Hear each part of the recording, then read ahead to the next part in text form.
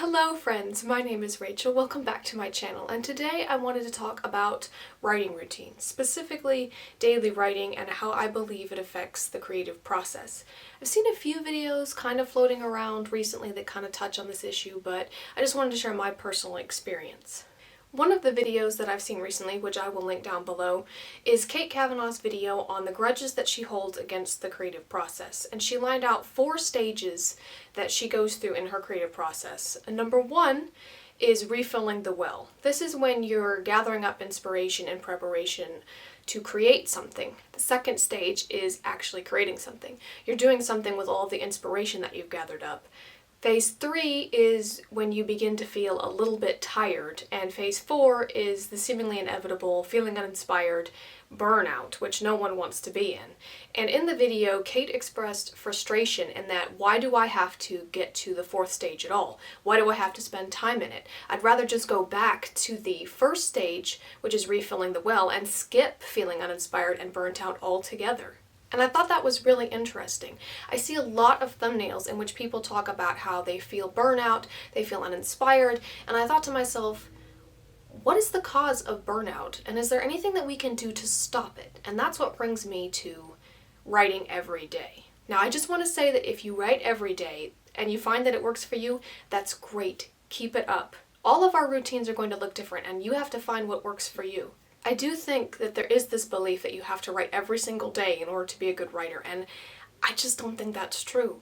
I do believe that you need to read a lot in order to be a good writer, but writing every day is not as important as some people make it out to be. Now, I don't know if this came about as a piece of writing advice that someone gave. I don't know who gave it, but I don't think it's true.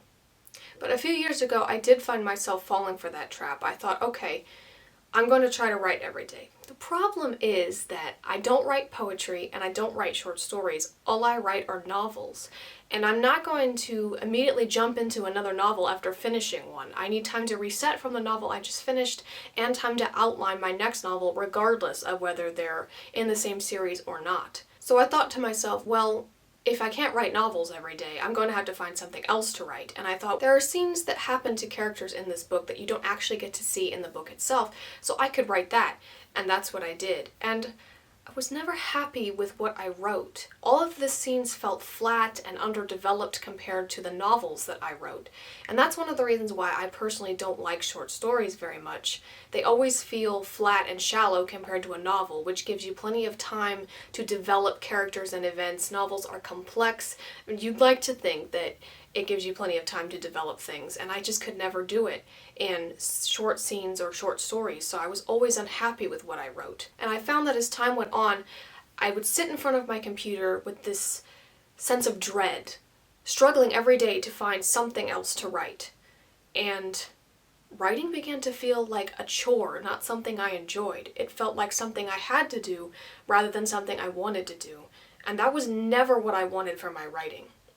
So I stopped, and I haven't looked back. I finished a draft at the beginning of August, and I will be editing it later in September. And then in October, I will be outlining my nano project, and once November gets here, I will actually be working on that project. But excluding any editing and outlining that I do in September and October, I won't actually have done any writing from the beginning of August to the beginning of November. That is a unusually long break for me. It's usually not that long, but the point is it's not a problem. I think we have this toxic belief that if we're not constantly creating something, if we're not writing every day, or if we do something less than what we had intended to do, we're somehow a failure. Maybe you only got 1,200 words when you meant to get 2,500 words. Believe me, I've been there. It's disappointing when you don't feel that you've done as much as you would have liked to do, but that's still 1,200 words that you didn't have before. Your progress should not come at the detriment to your writing. So if you're pushing yourself and you're just feeling burnt out, that's not good. Are the words that you're getting down even good words? You may have to take them out. It is honestly my belief that the breaks that I take with my writing is why I've never once felt burnt out about it. Every time I approach a new project, it feels fresh, it feels exciting.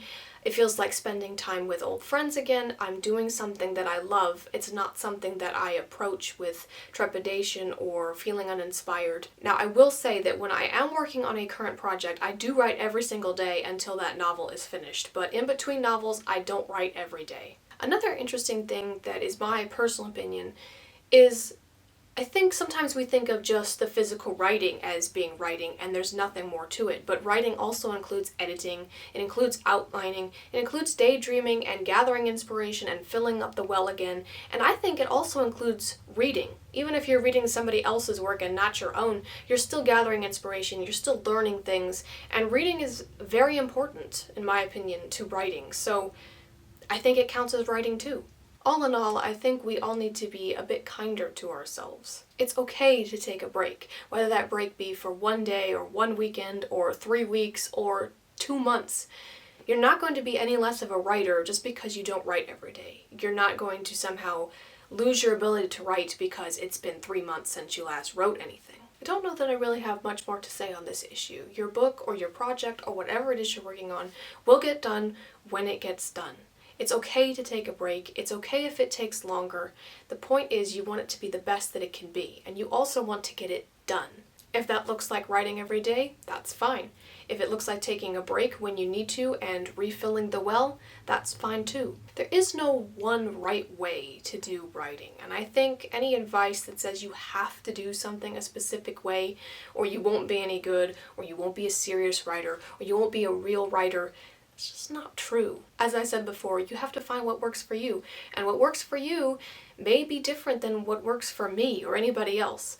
Like I said, if writing every day works for you, that's fine. It doesn't work for me, but this is just my experience. Burnout is a terrible place to be, and I don't want to see it happen to anybody else because of this mindset that something has to be done a certain way, or that I am less of a writer because I don't write every day. And I really don't want anybody to end up like what my experience was, to where you actually end up hating the things that you're writing because you feel like this is just the way that it has to be. I have to write every day even though I hate what I'm writing every time I sit in front of the computer.